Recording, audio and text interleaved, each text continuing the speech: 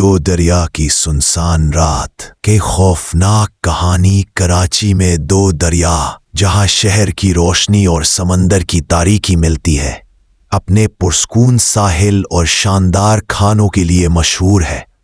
लेकिन रात की गहराइयों में जब आखिरी रेस्तोरां बंद हो जाते हैं और लहरों का शोर तेज हो जाता है, तो इसका एक और ज्यादा खौफनाक पहलू भी सामने आता है। ये कहानी एक नौजवान सहाफी अरसलान की है, जो इन अफवाहों की सच्चाई जानने के लिए बेताब था, जिनमें कहा जाता था कि दो दरिया के साहिल पर कुछ पुरानी पुरअसरार कुव्वतें मौजूद है। अरसलान अपनी पुरानी मोटरसाइकिल पर रात के ठीक 2 बजे दो दरिया पहुंचा। ये वो वक्त था जब साहिल बिल्कुल वीरान हो चुका था। दूर दूर तक सिर्फ सड़क की मध्यम रोशनियां और लहरों का मुसलसल शोर था। आसमान पर घने बादल छाए हुए थे, जिससे माहौल मजीद खौफनाक लग रहा था। वहां कुछ नहीं है, समंदर और पुरानी इमारतें। अरसलान ने खुद को तसल्ली दी, लेकिन उसकी दिल की धड़कन मामूल से तेज थी।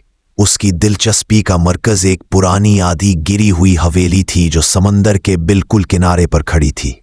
लोगों का कहना था कि यह हवेली कई दहाइयों से खाली है और उसके अंदर से रात को अजीब व गरीब आवाजें आती हैं। अरसलान को अपनी कहानी के लिए एक शानदार इब्तिदाइया चाहिए था, और ये हवेली उसके लिए बेहतरीन थी।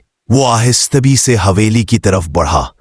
जैसे ही वो उसके करीब पहुंचा, समंदर की ठंडी हवा ने उसे छुआ, लेकिन उसमें एक अजीब सी बदबू थी, एक सड़ी हुई नमक और पुरानी लकड़ी की मिली-जुली बू।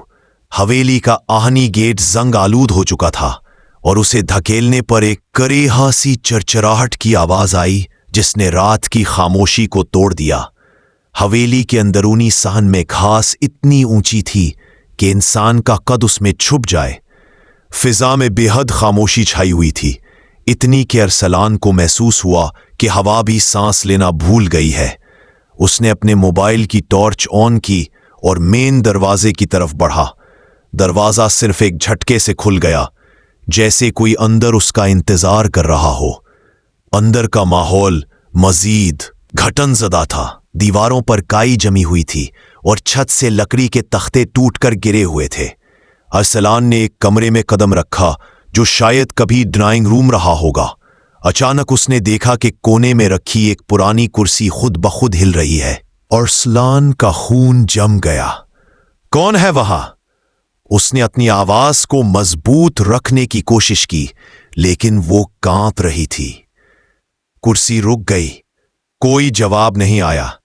अरसलान ने बहादुरी से एक कदम आगे बढ़ाया। जैसे ही उसने कदम रखा, उसके पीछे दरवाजा धड़ाम से बंद हो गया। अब कमरे में सिर्फ उसकी टॉर्च की रोशनी और उसकी तेज सांसों की आवाज थी। उसने दरवाजे को खोलने की कोशिश की, लेकिन वो जैसे बाहर से बंद हो चुका था। खौफ और इज़्तिराब में अरसलान ने कुर्सी की तरफ दोबारा देखा। अब कुर्सी पर एक नीम शफाफ औरत की शक्ल बैठी थी, जिसके बाल उलझे हुए और आंखें तारीक और फाली थीं। उसका लिबास सफेद था, लेकिन गर्दो गुबार और समंदर के पानी से लथड़ा था। अरसलान का हल्क खुश्क हो गया। वो औरत अपने होंठ खोले बगैर एक करीहा सी आवाज में बोली, तुम्हें यहां नहीं आना चाहिए था मुसाफिर। ये जगह सिर्फ उनकी है जो समंदर ने छीन लिए है। अरसलान ने हिम्मत जमा की और पूछा, तुम कौन हो और तुम यहां क्यों हो? औरत ने एक खौफनाक सिसकियों भरी हंसी हंसी। मेरा नाम ज़ैनब है। मेरे शौहर माहीगीर थे और मैंने उस समंदर पर उनका इंतजार किया, इसी हवेली में। एक तूफानी रात समंदर ने उनको निगल लिया और मैं उनके गम में डूबकर यहीं मर गई। अब मेरी रूह इंतकाम के लिए भटक रही है। ज़ैनब की शक्ल धीरे धीरे अरसलान की तरफ बढ़ने लगी। जैसे जैसे वो करीब आती, कमरे का दर्जा हरारत तेजी से गिरने लगा। अरसलान को महसूस हुआ जैसे उसकी हड्डियां तक सर्द हो गई है। वो अपने जिस्म में बिजली की एक लहर महसूस कर सकता था। और तुम मेरे गम की नई खुराक बनोगे। ज़ैनब ने सरगोशी की। अरसलान को अचानक एक ख्याल आया। اس نے اپنے پرس سے ایک چھوٹا سا چاندی کا تمغہ نکالا جو اس کی دادی نے اسے حفاظت کے لیے دیا تھا۔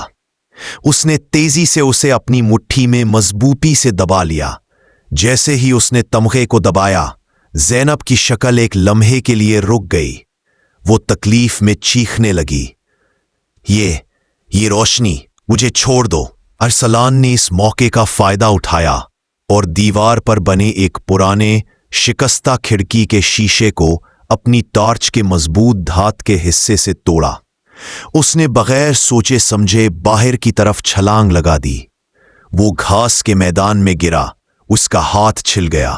جیسے ہی وہ باہر نکلا، اس نے مڑ کر دیکھا۔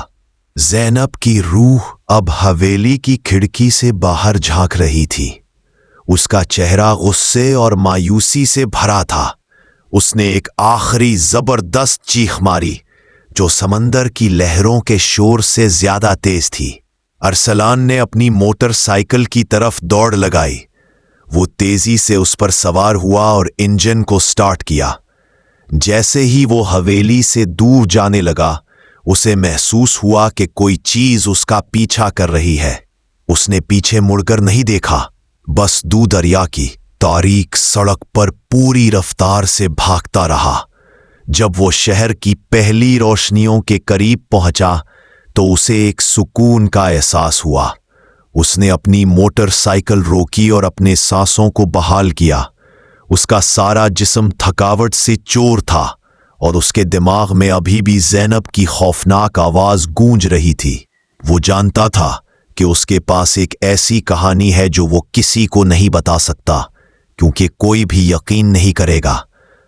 دریا صرف ایک خوبصورت سیاحتی مقام نہیں تھا، یہ ایک خوفناک راز بھی چھپائے ہوئے تھا۔ اگلے دن ارسلان نے اپنی موٹر سائیکل کو ٹھیک کرایا اور اپنے دفتر پہنچا۔ اس نے کہانی لکھنا شروع کی، لیکن اس نے زینب کا یا حویلی کا ذکر نہیں کیا۔